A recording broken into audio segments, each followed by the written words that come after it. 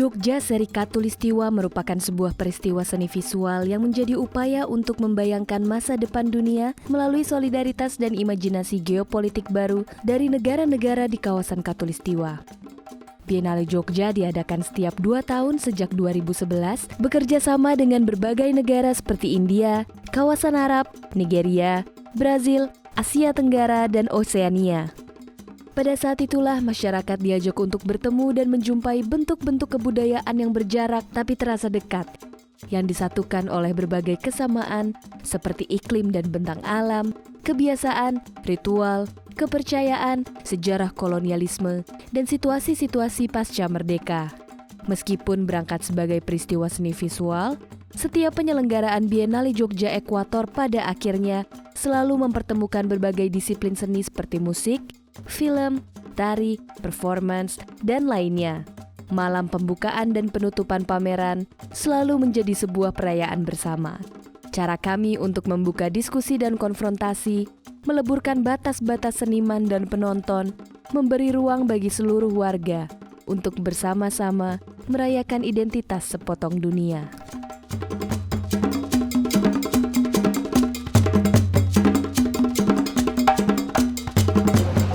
Bersumber dari hati nurani.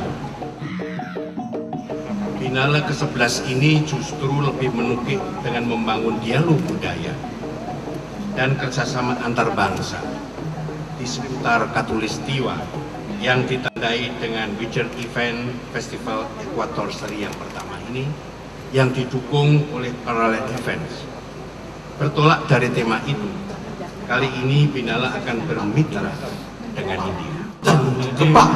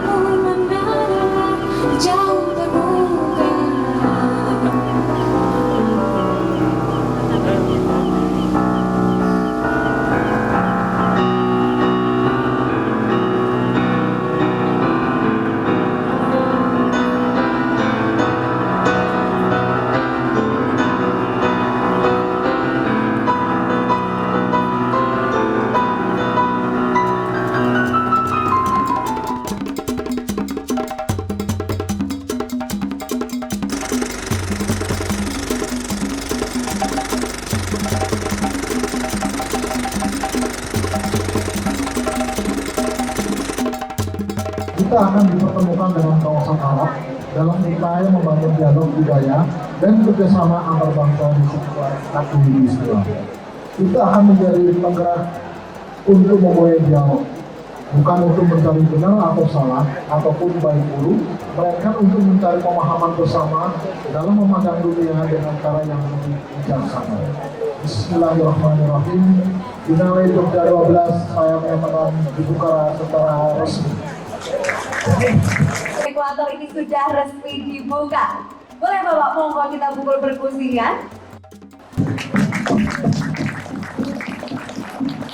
Wahai Rasul, orang itu senang kalau punya pakaian baik, punya sandal yang baik. Rasul kemudian menjelaskan, Innallaha jamilun yuhibbul jamal. Allah itu indah, mencintai hal-hal yang indah. Jadi hal-hal yang indah itu dicintai oleh Allah Subhanahu wa Ta'ala.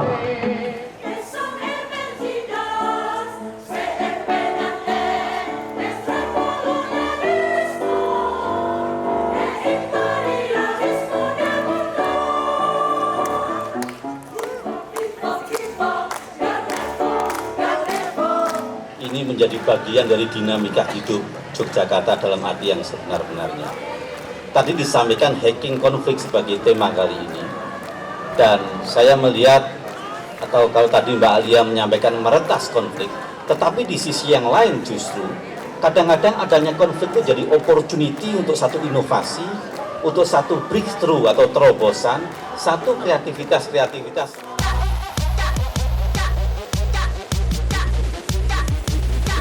Dalam kerangka ini, Indonesia dan Nigeria tidak saja ditelusuri kesamaan dan perbedaannya, tetapi juga dilihat sejauh mana kedua negara mendayagunakan potensi ini untuk membangun gerakan masyarakat sipil. Salam perbedaan.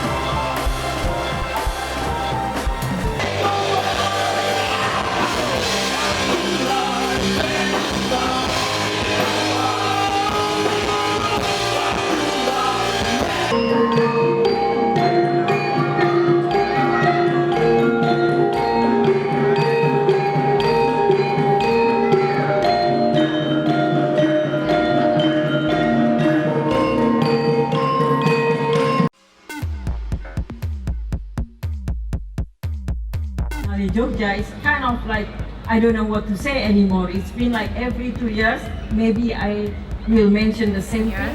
And also I want to thank the Biennale Foundation also. Dan saat ini Binil Jogja kembali hadir membawakan tema Do We Live in the Same Playground dalam sebuah visi seni mempertemukan Indonesia dengan negara-negara di kawasan Asia Tenggara. Pada hari ini kami nyatakan dibuka.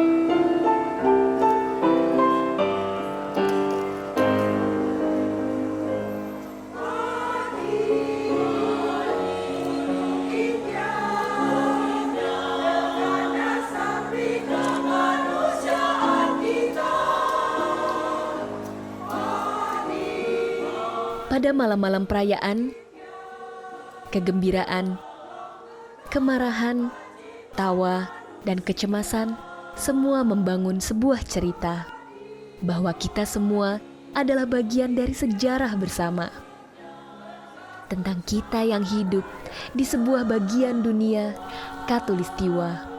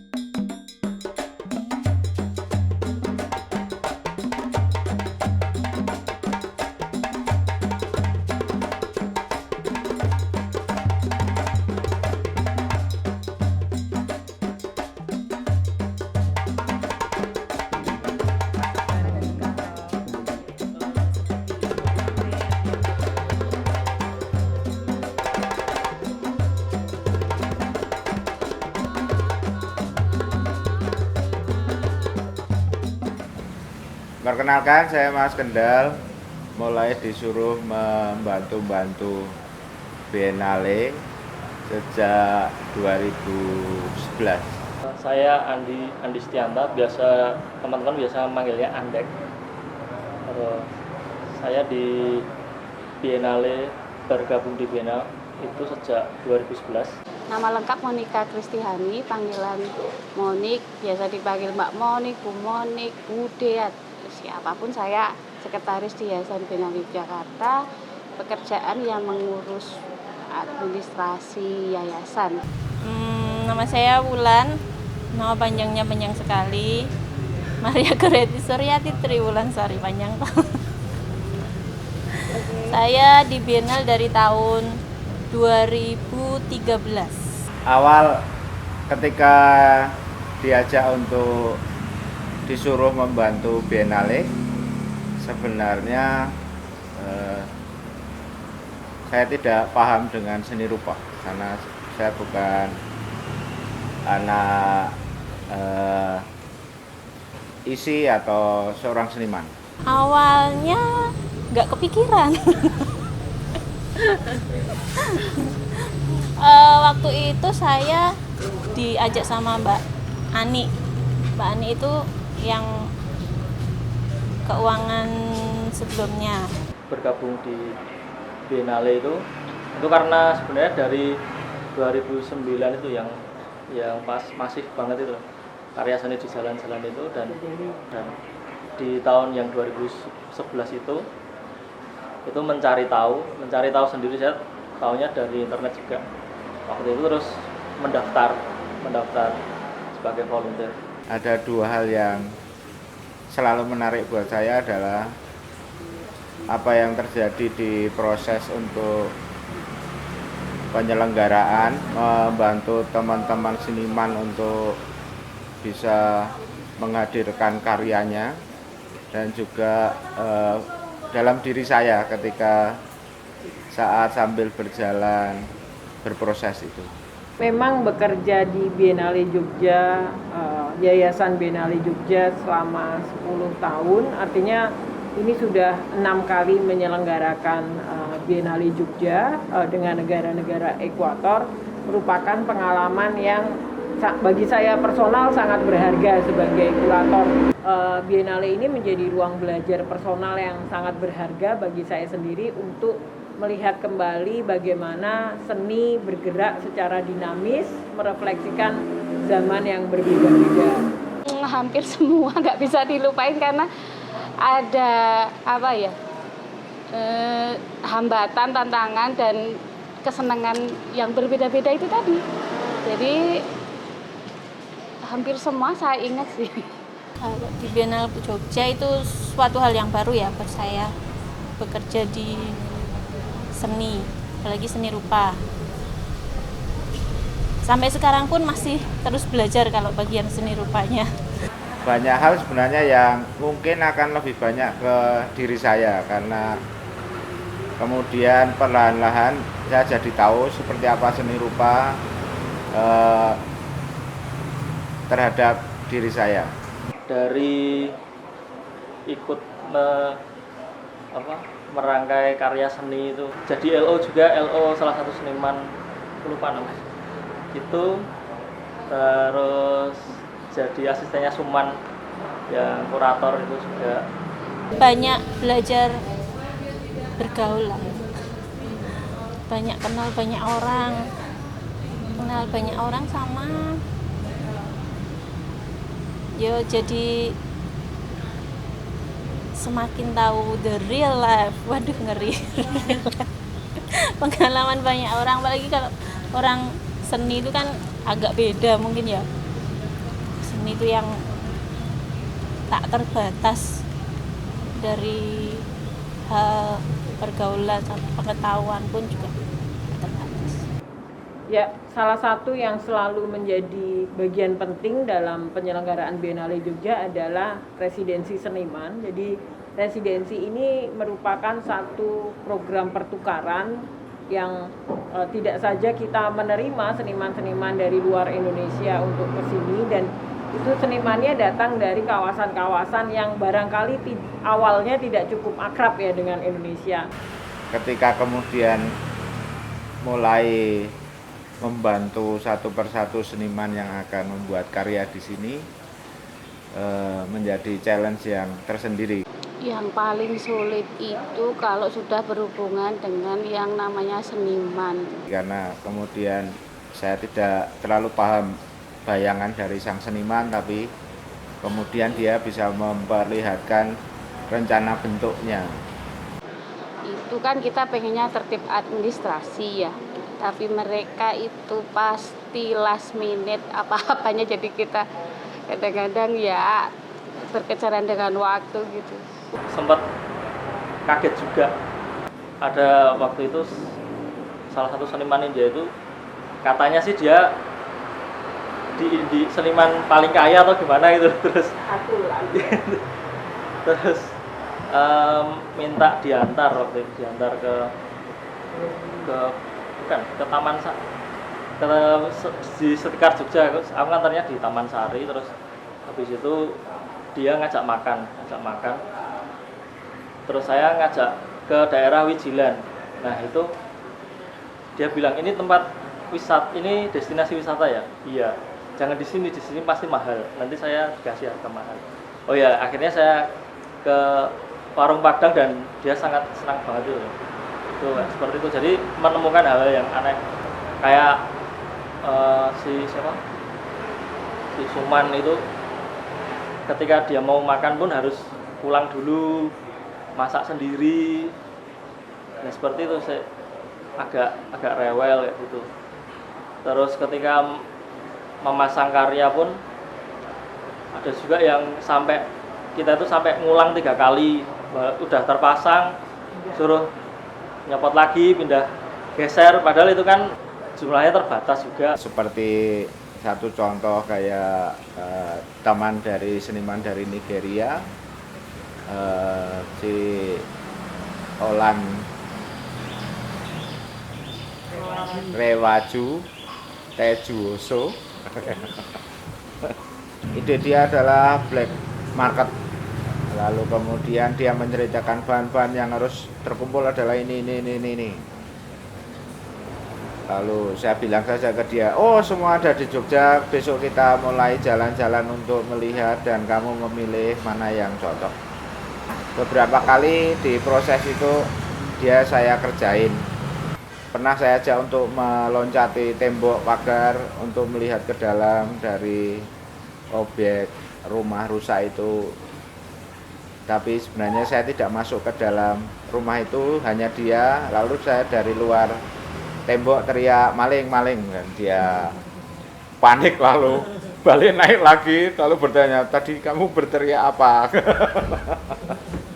Saya jadi, loh kok dia nangkep ya kalau saya kerjain, padahal kita adalah berbeda kultur, berbeda budaya.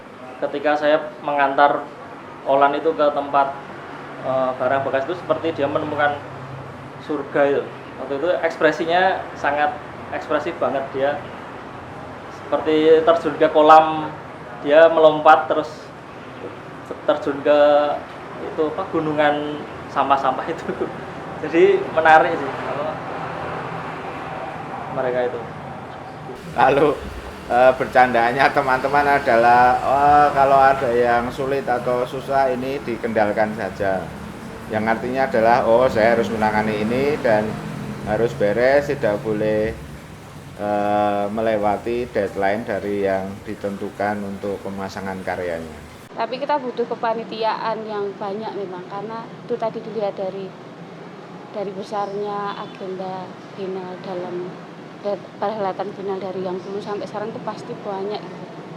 Nggak cuma satu pameran aja, tapi nanti terus ada misal talk show, seminar, macam-macam itu.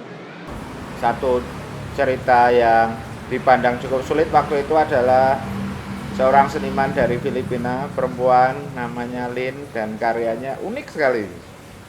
Dan saya membayangkan bahwa ketika dia cerita gitu, ini kalau dipasang, sepertinya dia membayangkan satu karya instalasi yang besar, megah. Lalu saya cari karena peralatan yang dia maui adalah perkayuan, saya coba cari tukang yang masih punya pengetahuan cukup banyak tentang mengolah kayu. Seorang tukang kayu tua dari Gunung Kidul, ketika kemudian Simbah mencoba menangkap kemauannya Ling, lalu dia coba kerjakan dan kemudian Ling melihat hasilnya heran. Kenapa Simbah bisa melakukan ini? Ya itulah tukang kayu Indonesia selalu bisa punya pengetahuan yang cukup tinggi untuk mengatasi situasinya. Dari Amerika Latin, Brasil kemudian juga datang. Saya membayangkan wah ini hanya kultur sepak bola dan juga tari-tarian, mungkin akan lebih hingar-bingar, tapi kemudian ketika ada yang cukup heran melihat buah nangka, dia cerita akan perform dengan buah nangka itu saat pembukaan. Saya bingung gitu, ini maksudnya mau kayak apa ya orang ini. Made Bayak salah satunya, kemudian mintanya adalah sampah yang sangat banyak nanti akan membuat candi. Oke, ini aneh lagi nih. Jadi akhirnya ada seperti negosiasi bahwa oke, ini cukup kalau kemudian minimal adalah seperti ini. Dan kemudian saya menjadi karya itu ya bisa dinego-nego ya, enggak kemudian harus absolut mutlak kayak gitu. Orang itu nggak pernah sama. Belajar memahami setiap orang, mengerti setiap orang. Karena temennya berganti terus kan. Jadi, dan belajar itu nggak ada habisnya. Karena sepengalaman saya yang menjadi volunteer itu malah kebanyakan bukan dari anak-anak seni atau anak-anak isi. Bahkan ketika saya menjadi volunteer pertama kali pun tidak ada. Itu malah ada dari kedokteran, ada dari kimia, ada dari pokoknya di luar seni. Dan mereka pun yang dicari mereka sebenarnya ada alasan lain selain karena waktu luang kuliahnya atau memang sedang berlari dari rutinitas akademis itu. Dan mereka pun sebenarnya juga mencari relasi-relasi yang ada banyak sekali. Setiap kali kami membuka lamaran atau open call untuk magang dan volunteer, kami menerima ratusan pelamar yang sangat tertarik untuk menjadi bagian dari penyelenggaraan Biennale Jogja. Dan sebagian dari mereka kemudian memutuskan untuk bekerja di lingkungan seni atau banyak yang merasa bagaimana seni berpengaruh pada profesi mereka yang lain. Ya mereka belajar sih. Biasanya anak magang itu banyak yang enggak dong administrasi ya. Dari hal yang kecil, cuman kemarin itu masang file ke corner, melubangi kertas aja itu kadang melubangi file kayak gitu. Kadang anak-anak sekarang itu radong. Karena bisa pakai laptop kali ya Mbak. Iya, tapi kalau anak seni juga kadang Excel, Word gitu mereka nggak nggak biasa juga. Sebagai yayasan, mewakili yayasan, kalau aku pengennya tetap bisa ada sebuah program yang nantinya aku juga nggak tahu apakah namanya tetap akan Biennale Jogja Ekuator 2 atau gimana, pokoknya ada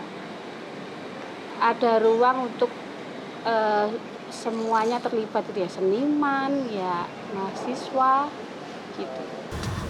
Mungkin lebih ke dalam ya. Biennale itu kan udah dikenal banyak orang. Semoga yang di dalam ini semakin solid lah.